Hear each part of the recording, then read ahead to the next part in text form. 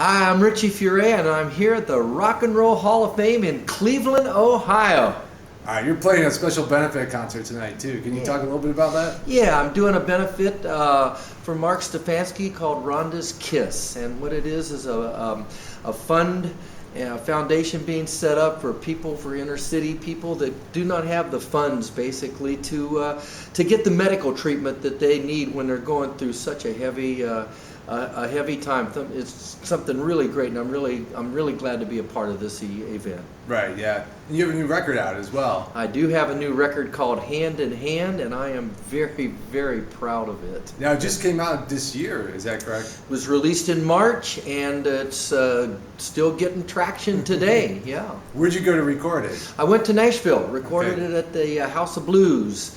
And I've got some musicians down there that I've recorded with since 1996. So every time I come to town, it's the same group of guys that I get together, and it's just so much fun. It's like a little reunion. But what I like about it is I go in and I'll play the songs down. The guys just check their charts out, and we go out into the studio and play the song through. They know so much what I want, that it's like it's so easy. Right. And I'm just really blessed I have these guys to make the music with, yeah. Right. There's one song in particular, I think it's called Don't Tread on Me, that's particularly patriotic. Can you talk a little bit about what inspired that song? It is a patriotic song, and you know what? It was a song that it probably took about maybe 2 years, because I started writing it as I'm walking on my road. I live in Colorado in the mountains, and I'm just taking, it's so amazing things that come into your mind.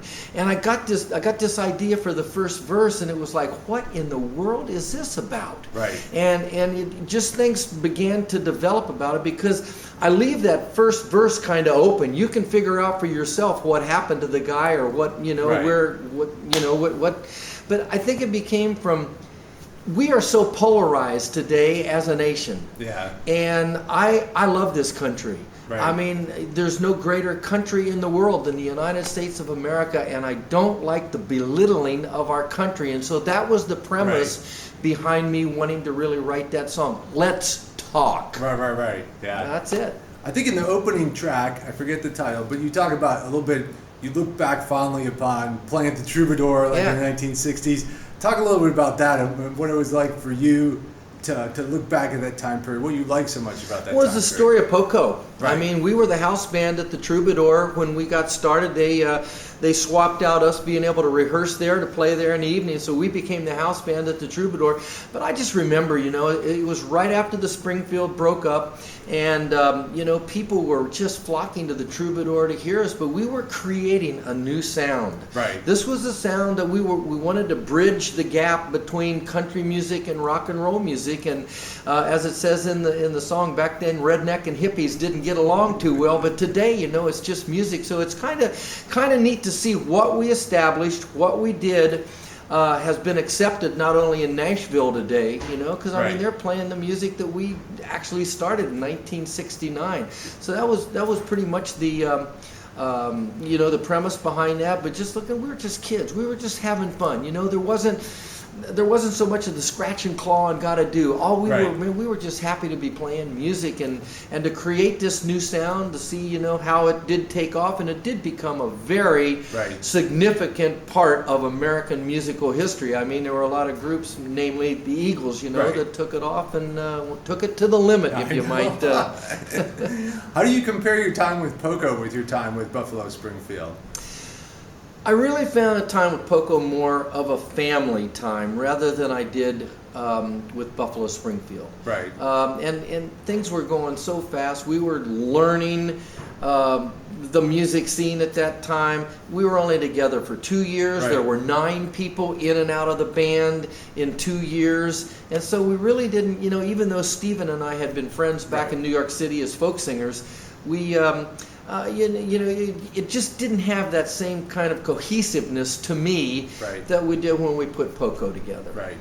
And reuniting with the band, what was that experience like? Reuniting with Buffalo Springfield, it was pretty cool. I have to admit that it came out of left field, and you get the call. I got the call from Neil and said, hey, I've been thinking about maybe Buffalo Springfield doing something at the Bridge School. What do you think? And I said, hey, it sounds like a lot of fun. I've been wanting to really do something at the Bridge School for a long time.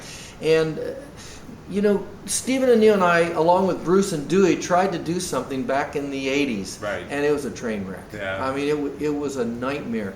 This time, whew, fit together like a glove, and of course with Joe Vitale and Rick Rosas, who's no longer with us. Right. But I mean, it just really felt like it just came together like a glove. It was so easy. I mean, there wasn't, Yeah. the effort was, it was effortless to put it together at that time.